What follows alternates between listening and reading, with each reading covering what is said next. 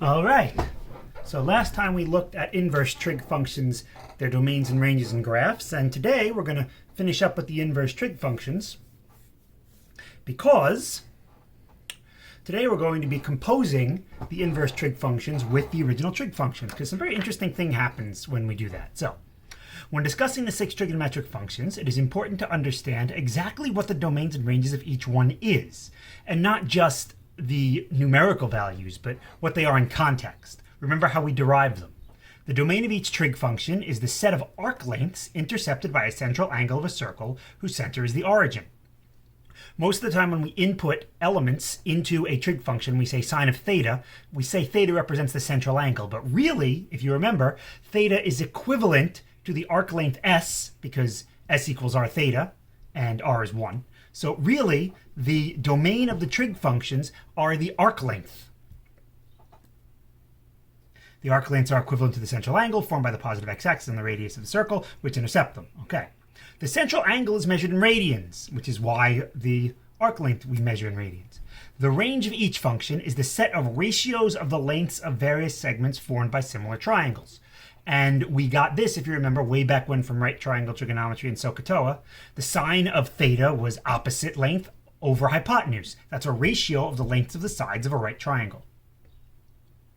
And that's going to come into play here. Because if you recall, while we did extend our definition to the unit circle, the values of the coordinates on the unit circle also came from similar triangles. We found a similar triangle in quadrant 2, 3, or 4, similar to the acute angle in quadrant 1. And then we did some analysis on the lengths of the sides to figure out what the x and y coordinates are.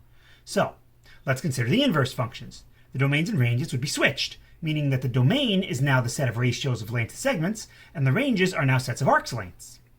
Hence the reason that the inverse trig functions are called arcsine, arc cosine, because what their output is arc lengths. Thus, the inverse trig functions are equivalent to arc lengths that themselves are equivalent to angle measures. So with that, in order to calculate the composition of trig functions, where you have the trig function as the outer function and the inverse trig function as the inner function, we consider the scenario. So here, I'm looking for the sine of the arc cosine of 2/5. And if you remember, the input, the domain element of the sine function is an arc length, which will be equivalent to a central angle on the unit circle theta. So the question is, what theta does the arc cosine of 2/5 represent?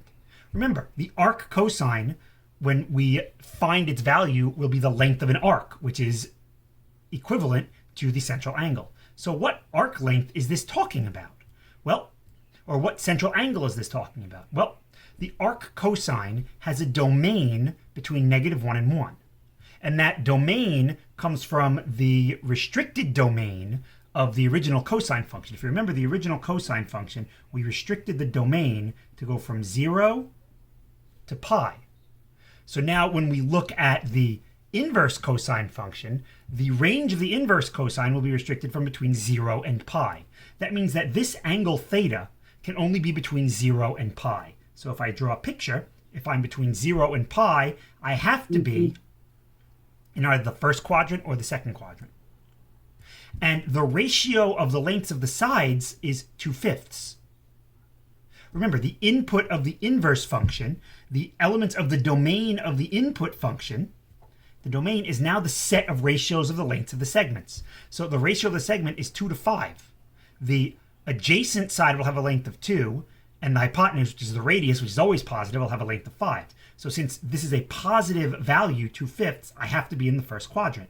I'm in the first quadrant where my radius will be 5, and my adjacent angle, my adjacent side will be 2.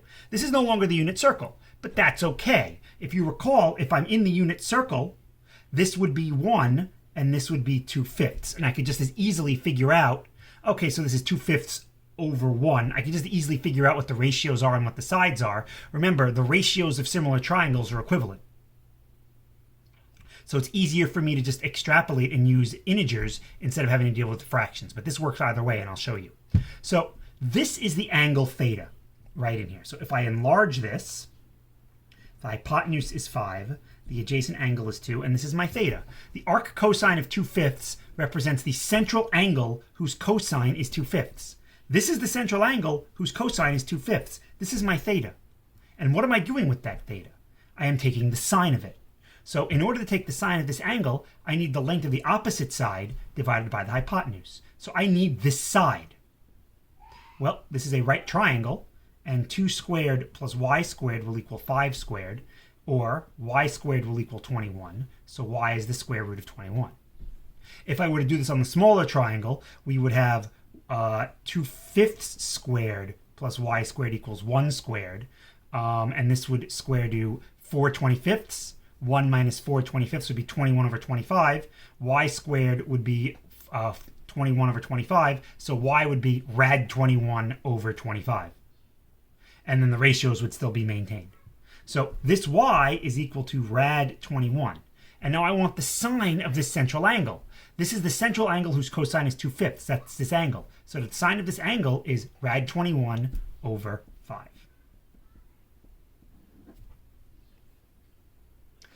Let's do another example. The tangent of the arc sine of 8/9. So if we recall, for the arc sine, we restricted the sine curve, the domain of the sine curve, to go from negative pi over 2 to pi over 2. So now when I'm looking at my circle, unit circle or similar circle, or otherwise, the sine is going to be dealing with a central angle that is either in quadrant 4 or in quadrant 1. Negative pi over 2 is in quadrant 4, right here, and pi over 2 ends quadrant 1. So my theta is going to be in one of these two quadrants. And again, since 8 over 9 is positive, I know that the sine is positive in the first quadrant. Here I will have an opposite side of 8 and a hypotenuse of 9. 8, 9. So this is my theta, whose sine is 8/9. And that's exactly what this represents. The theta whose sine is 8/9. Because if I took the sine of this and the sine of this, because they're inverses, they cancel, my sine of theta is 8/9. So this arc sine represents the measure of the angle whose sine is 8/9. Well, now I need to figure out this missing side to get the tangent, because the tangent is opposite over adjacent. X squared plus 8 squared equals 9 squared. 8 squared is 64, 9 squared is 81. 81 minus 64 is 17. X is rad 17. Note that since I am in the first quadrant again, this is going to be positive, rad 17. Similarly, how when I was in the first quadrant in this previous example, y was positive, rad 21. So this is equal to rad 17. And thus, the tangent of this angle is opposite over adjacent, 8 over square root of 17. If you want to simplify by rationalizing the denominator, go ahead. We're mathematicians. That is an exact value. We are done. So here's an interesting problem. This is the cosine of the arc sine of negative 5/7. Once again, I'm dealing with arc sine, which means my central angle theta will be in either quadrant 4 or quadrant 1. And in this case, this is the theta whose sine is negative. So I will be in the fourth quadrant. The arc sine is the opposite over the hypotenuse. In our circles, we always let the radius be positive, which means the y-coordinate will be negative 5. And note again, it makes sense for the y-coordinate to be negative because I'm in the fourth quadrant. So representing this triangle, here we have, negative 5. Here we have 7. We need the x-coordinate, and I'm in the fourth quadrant. The x will be positive. X squared plus negative 5 squared is 7 squared. Negative 5 squared is 25. 7 squared is 49. 49 minus 25 is 24. So x will be the square root of 24, and it will be positive because I am in the fourth quadrant. So I need the cosine of this angle theta. The cosine of this angle is rad 24 over 7. Okay, secant of the arc sine. Not difficult at all. Secant adds a little twist to it because you have to remember that secant is the same as 1 over cosine, but we'll get there. So first, the arc sine we'll call theta. The arc sine is positive, which means I can only choose to be in quadrants 4 or 1. Since the arc sine is positive, I'm in quadrant 1. Close up on that triangle. The opposite side will be 2 rad 7. The hypotenuse will be 9, and now I have to find x. So x squared plus 2 rad 7 squared equals 9 squared. 2 rad 7 squared is 7 times 4 is 28. 9 squared is 81. 81 minus 28 is 53. So x will be square root of 53. And since I'm in the first quadrant, the x is positive. This is my theta. So the secant of that will be 1 over the cosine of this angle. So 1 over the cosine of this angle will be rad 53 over 9. 1 over that, the reciprocal will be 1 over rad 53 over 9, or 9 over rad 53. And I simplified because we really don't like complex fractions. A lot of people forget to put the parentheses, so then it's hard to tell what's over what. So it's just easier to simplify the complex fraction. I'm not going to rationalize the denominator because this is an exact numerical answer, but I will, at the very least, do a little simplification as far as the complex fraction is concerned.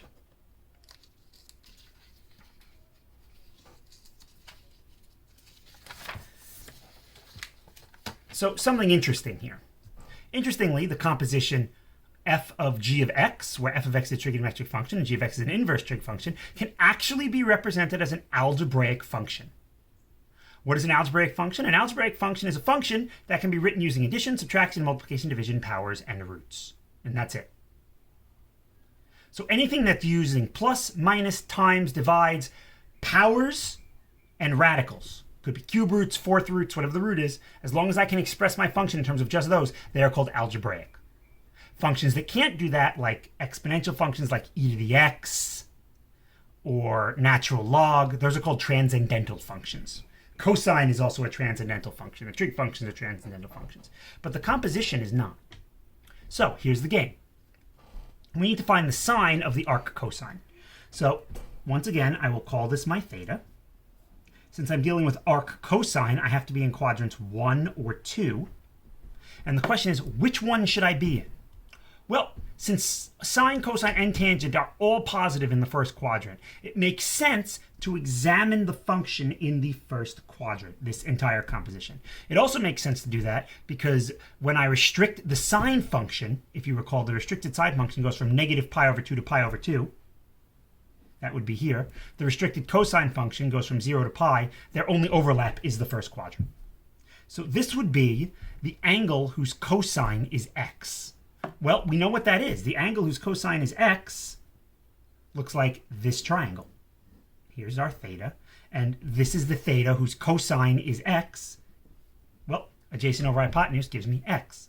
So I now need to solve for the y because I need to know what the sine of this angle is. So I will solve for y. X squared plus y squared equals 1. And I get that y is equal to the square root of 1 minus x squared. And since I'm in the first quadrant, this is going to be positive. So the sine of the arc cosine is, the sine of this angle is rad 1 minus x squared over 1, which is just rad 1 minus x squared. And you can actually test this because we can pick values that we know. For example, the cosine of what angle gives me rad 3 over 2? Well, if x is rad 3 over 2, we know that the cosine of 30 degrees, but we don't deal with degrees, so the cosine of pi over 6. So arc cosine of rad 3 over 2 would be pi over 6. And what is the sine of pi over 6? Well, the sine of that would be 1/2. Well, okay, let's plug rad 3 over 2 into this function, see if we get 1/2. Rad 3 over 2 squared is 3/4. 1 minus 3/4 is a quarter, and the square root of a quarter is 1/2. This algebraic function actually represents this seemingly transcendental function, which is kind of cool. We can work the other way, take the cosine of the arcsine. Once again, I choose the first quadrant because arcsine is limited to first and second quadrant. If I restrict cosine, arcsine is restricted to fourth and first. If I restrict cosine, it's first and second, so their overlap would be first quadrant. And this is the angle whose sine is x. Well, if the sine is x, my triangle looks like this. So now I need to solve for this down here. So I guess I'll call this, I don't know, w. because normally we use x for the horizontal, but here x is given to us as a variable to use. So I need to solve for w to get the cosine. Cosine is going to be w over 1, or just w. So what is w if this is the angle whose sine is x? Well, x squared plus w squared is 1. So w will be the square root of 1 minus x squared, again positive. So the cosine will be 1 minus x squared over 1. The sine of the arc cosine is the same thing as the cosine of the arc sine, which is a very weird result. These two expressions are equal, but that's kind of cool. What about when we involve the tangent? Well, let's see what happens when we involve the tangent. Sine of arctan. So arctan, again, is limited in the same way as the sine function. It goes from negative pi over 2 to pi over 2. And the sine function goes from negative pi over 2 to pi over 2. So I could pick either of these quadrants. But again, just because I like everything to be positive by convention, we'll choose the first quadrant. So this represents the theta whose tangent is x. And tangent is the opposite over the adjacent side. So that's x over 1. So here's the triangle I'm dealing with. This is x over 1. And now I need to know the hypotenuse, because I need sine will be opposite over hypotenuse. So x squared plus 1 squared equals h squared. So this will be the square root of 1 plus x squared equals h. And then the sine will be opposite over that hypotenuse. And that is the sine of the arctan. The cosine of the arctan, same game. Once again, I'll choose the first quadrant. This time because it's the only place where the restricted domains overlap. This is the angle whose tangent is x. So here's my angle whose tangent is x. Once again, I'm solving for the hypotenuse. The hypotenuse is 1 plus x squared, square rooted, same exact math. Now the cosine is the adjacent over the hypotenuse. The length of the adjacent side is 1.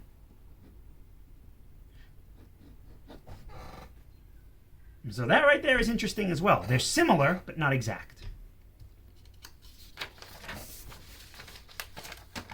We can go the other way. We can take the tangent of the arc sine. Once again, first quadrant. Theta. This is the angle whose sine is x, opposite over hypotenuse. So now I need this side right here. I guess we'll call it w again. So here's my theta. x1w. W squared plus x squared equals 1. So w will be the square root of 1 minus x squared. And now I need the tangent. The tangent is opposite over adjacent. So opposite over the adjacent side that we just found.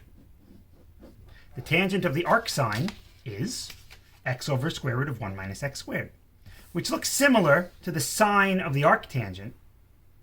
But notice that there's a small difference, the plus and the minus. But they are similar.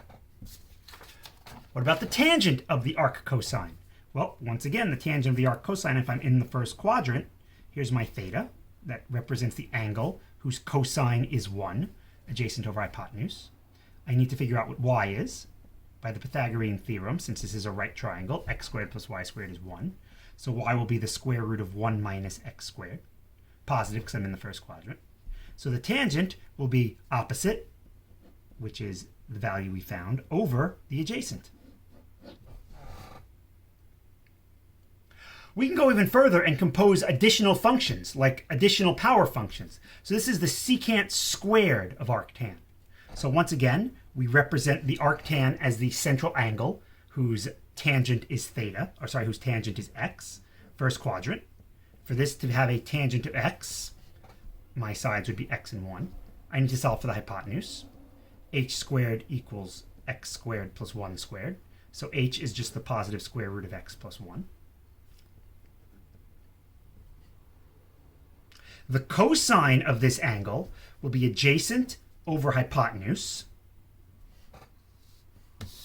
Put this so that you can see it a little better. The secant of theta will be the reciprocal of this. That will just be the square root of x squared plus 1 over 1, which is that. And then if I square it, well, that just becomes x squared plus 1. So this entire expression is just x squared plus 1. What about here? the secant of the arcsecant of x and the tangent of the arcsecant of x. Well, the secant and the arcsecant are inverses, so it would make sense for that to be x. Let's see if we actually get that. We're going to have to do two things. So this is the angle whose secant is x. And this is once again the angle whose secant is x. Secant is the reciprocal of cosine. Cosine is the adjacent over hypotenuse. So the reciprocal would be the hypotenuse over the adjacent.